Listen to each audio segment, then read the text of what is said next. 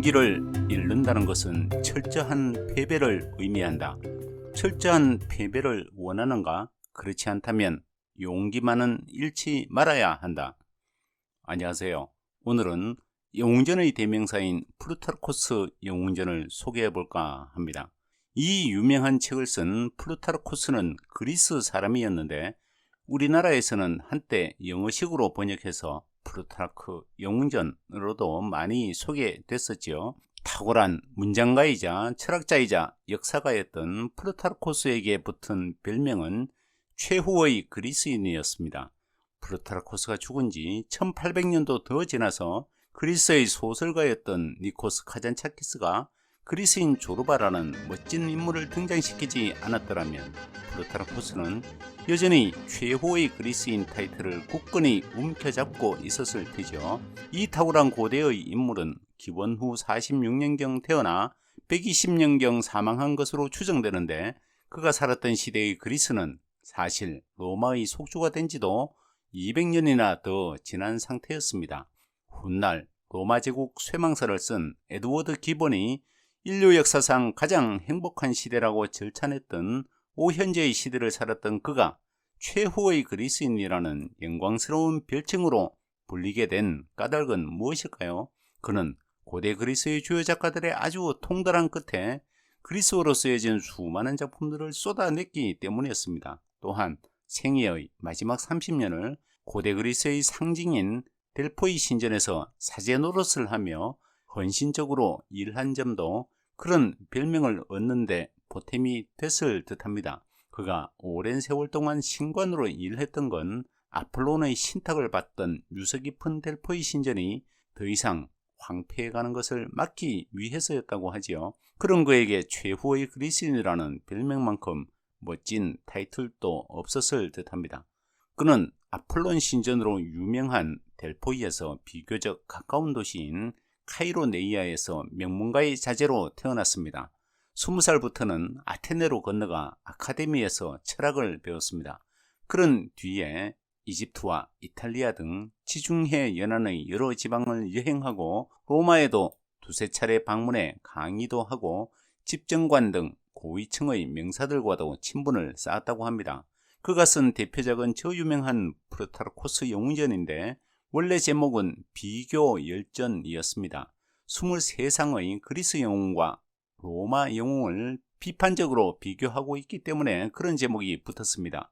애초에 그 책엔 이들 46명의 영웅들만 담겼으나 나중에 그가 따로 쓴 로마 황제전에서 두 사람을 더 보태고 또 다른 제왕전 중에서 남아 전해지던 두 사람을 후세 학자들이 영웅전에 포함시킴으로써 그 책은 모두 50명의 영웅들의 전기를 담은 방대한 책이 되었습니다.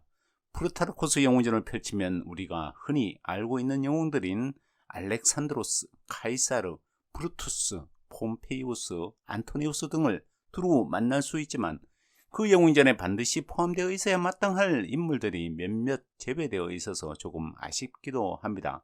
4세기경에 작성된 것으로 추정되는 람프리아스 목록에는 테바이의 영웅 에파메이논다스, 제2차 포에니 전쟁 때 자마 전투에서 한니발에게 결정타를 가한 데스키피오의 전기도 포함되어 있었다고 하는데 지금은 전해지지 않기 때문이죠.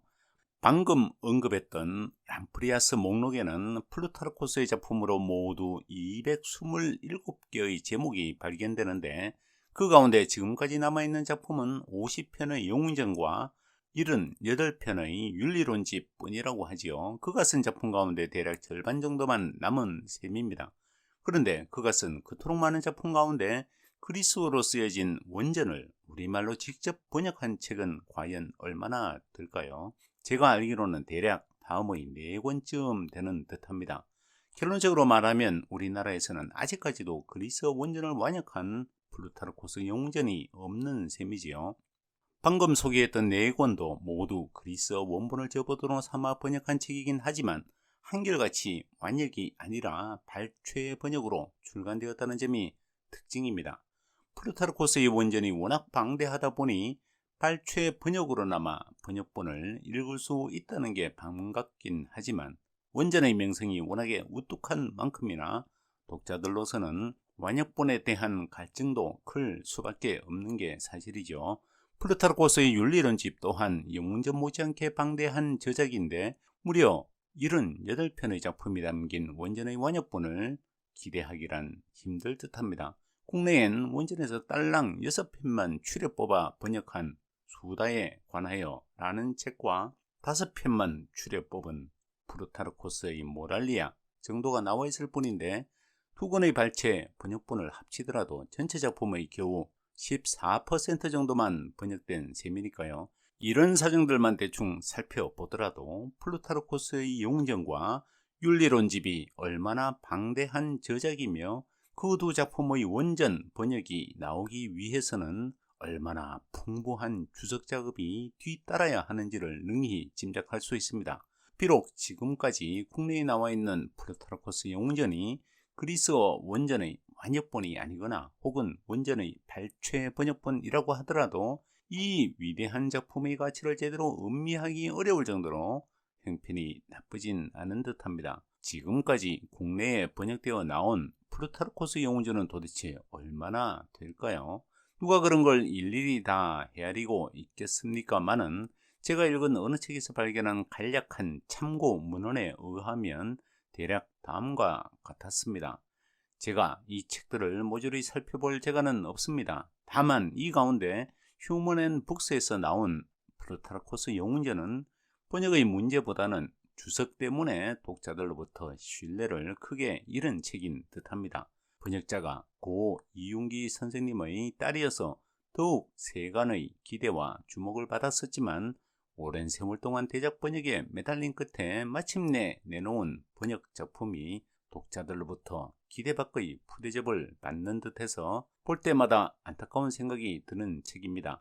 플루타르코스의 영웅전은 한때 서유 유럽에서 거의 1000년 동안이나 실종된 상태였다고도 하는데 프랑스의 성직자 아미어가 1559년에 프랑스어로 번역하고 1579년에는 아미어의 프랑스어 번역을 중역한 영문판이 나옴으로써 일약 서양에서 가장 많이 읽히는 작가가 되었다고 하지요. 플루타르코스의 영향을 받은 수많은 작가들 가운데 가장 첫 번째로 꼽을 인물은 단연 몽테뉴입니다. 그는 자신의 저서인 수상록에서도 자신이 얼마만큼 플루타르코스의 문장들을 좋아하는지를 여러 차례 거듭해서 밝힐 정도였지요. 나는 플루타르코스의 저서는 여간해서 놓지 못한다. 그는 너무나 보편적이며 충실하기 때문에 모든 경우에 우리가 어떠한 하찮은 일을 처리할 때도 그는 우리 일에 참견해 오며 풍부와 미화의 무궁무진하고 관후한 손을 내밀며 거들어준다. 나는 그를 애독하는 자들의 글에 그에게서 따온 부분이 지나치게 눈에 띄어서 울화가 터진다.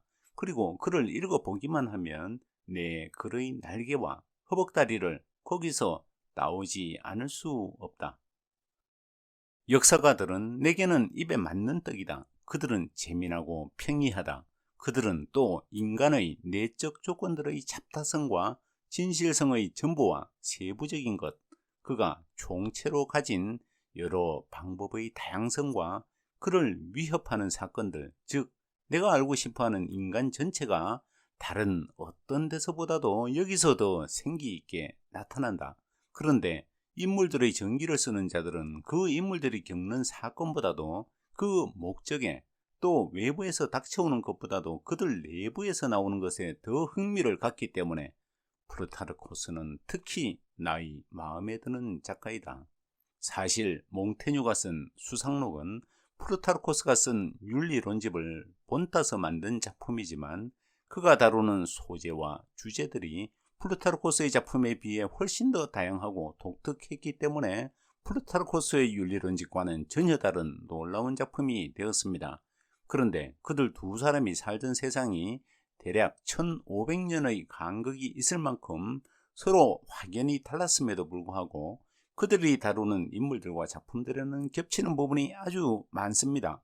그들은 아주 단순하게 표현한다면 고대 그리스 로마의 인물과 작품들에 너무나 매료되어 있었기 때문에 그에 대한 이야기를 끊임없이 쏟아낸다는 공통점이 있습니다.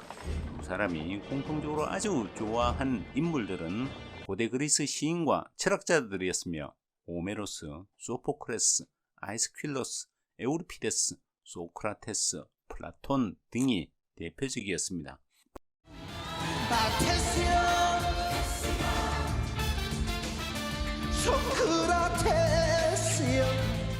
플루타르코스는 그저 역사적 인물들에 대한 흥미로운 전기를 남긴 일만으로 그토록 유명한 인물이 된 건 결코 아니었습니다. 그는 당대를 대표하는 지식인이자 철학자였으며 문장가였습니다.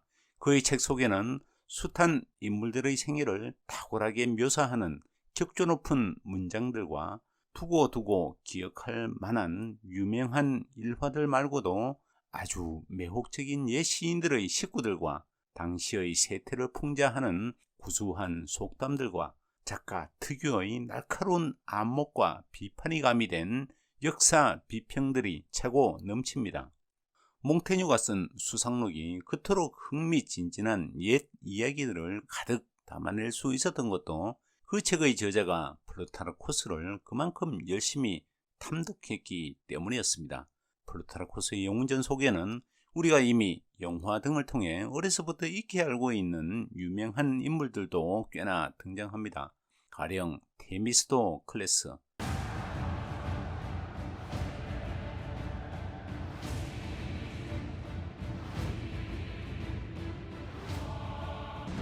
Let it be shown, we chose to die on our feet rather than live on our knees. 알렉산드로스,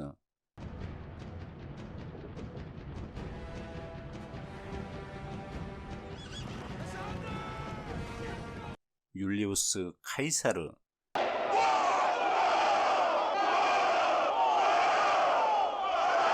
안토니우스 클레오파트라 등등이 대표적이지요.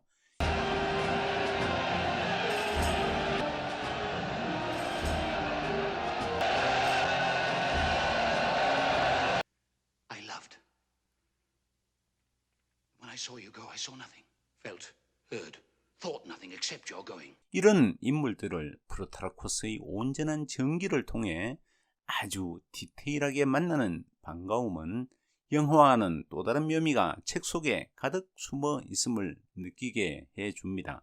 플루타르코스가 쓴 영웅들의 전기 속에 등장하는 너무나 유명한 문장들, 가령 주사위는 던져졌다, 왔노라 보았노라 이겼노라, 블루투스 너 맞아 등을 플루타르코스의 작품 전체를 통해 각색 없이 아주 디테일하고도 생생하게 마주치는 기쁨은 때로는 격한 감동마저 불러일으킬 때도 있습니다.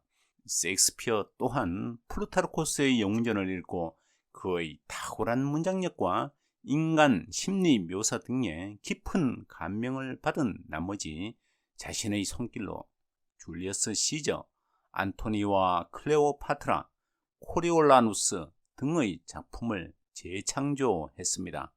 베토벤의 작품 코리올란 서곡은 셰익스피어의 희곡 때문에 작곡되었다고 전해지지만 그 영웅적인 인물의 전기가 플루타르코스의 작품 속에 담기지 않았더라면 셰익스피어나 베토벤의 작품은 결코 탄생하기 어려웠겠지요.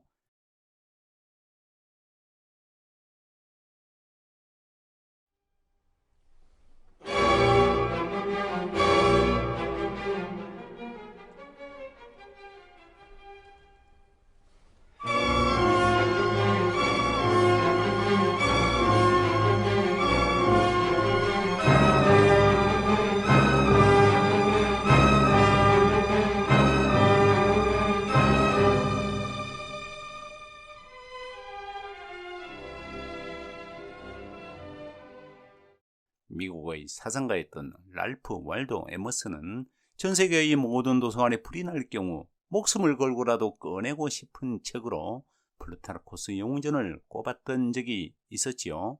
서양의 숱한 인물들이 플루타르코스의 영웅전을 읽고 깊은 감명을 받았다는 이야기를 들으려 치면 그리스어 원전 완역본이 지금까지도 출간되지 않았다는 핑계를 앞세워 이 유명한 고전을 독파하는 일을 계속 외면할 수도 없지 않을까 싶습니다. 이 책의 가치를 단번에 알려주는 랄프 월도 에머슨의 명언을 인용하면서 이 작품에 대한 소개를 마치겠습니다. 감사합니다.